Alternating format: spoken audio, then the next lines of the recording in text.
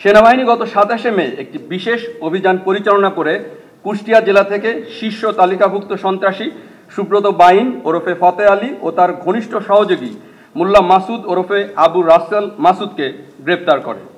পরবর্তীতে তাদের নিকট হতে প্রাপ্ত তথ্যের ভিত্তিতে হাতিরঝিল এলাকা থেকে সুব্রত বাইনের অপর দুই সহযোগী শুটার আরাফাত এবং শরীফকে 5টি অত্যাধুনিক বিদেশি পিস্তল, 10টি ম্যাগাজিন, 53 রাউন্ড অ্যামিউনিশন ও একটি স্যাটেলাইট ফোন সহ সেনাবাহিনী গ্রেপ্তার করে।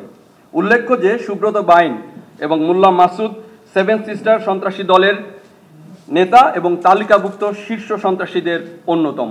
এছাড়াও একই দিনে রাজধানীর মোহাম্মদপুর এলাকায় আরও একটি বিশেষ অভিযান পরিচালনা করে বুড়িগঙ্গা ফিলিং স্টেশন এলাকা হতে দুর্ধর্ষ সন্ত্রাসী ফরিদ আহমেদ বাবু ওরফে এক্সেল বাবু সহ আরও 3 জনকে গ্রেপ্তার করা হয়। গ্রেপ্তারকৃত ব্যক্তিদের বিরুদ্ধে রাজধানীর বিভিন্ন থানায় হত্যা, অপহরণ, চাঁদাবাজি এবং ভূমি দখলের মতো গুরুতর অভিযোগ রয়েছে। উক্ত অভিযানের ফলে স্থানীয় এলাকাবাসীর মধ্যে স্বস্তি ও নিরাপত্তা বিরাজ করছে। গত 4 জুন মোহাম্মদপুর জেনেভা ক্যাম্প এলাকা হতে তালিকাভুক্ত সন্ত্রাসী বুনিয়া সোহেল সহ 10 জন সহযোগী সহ সেনাবাহিনীকে গ্রেপ্তার করে। গ্রেপ্তারকৃত বুনিয়া সোহেলের বিরুদ্ধে 30টিরও অধিক মামলা রয়েছে। এ সময় তাদের কাছ থেকে নগদ অর্থ, বিভিন্ন ধরনের ধারালো দেশীয় অস্ত্র এবং মাদক উদ্ধার করা হয়।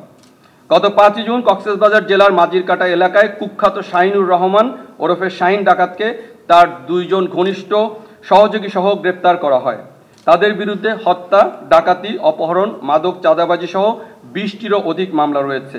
এ সময় একটি স্বয়ংক্রিয় অস্ত্রসহ সর্বমোট 4টি অস্ত্র, গোলাবারুদ, দেশীয় ধারালো অস্ত্র ও মাদক উদ্ধার করা হয়। গত 6 জুন কুষ্টিয়া জেলার দুর্বাচর এলাকায় একটি বিশেষ অভিযান পরিচালনা করে শীর্ষ সন্ত্রাসী জাহাঙ্গীর কবির লিপটন সহ 4 জনকে গ্রেপ্তার করা হয়।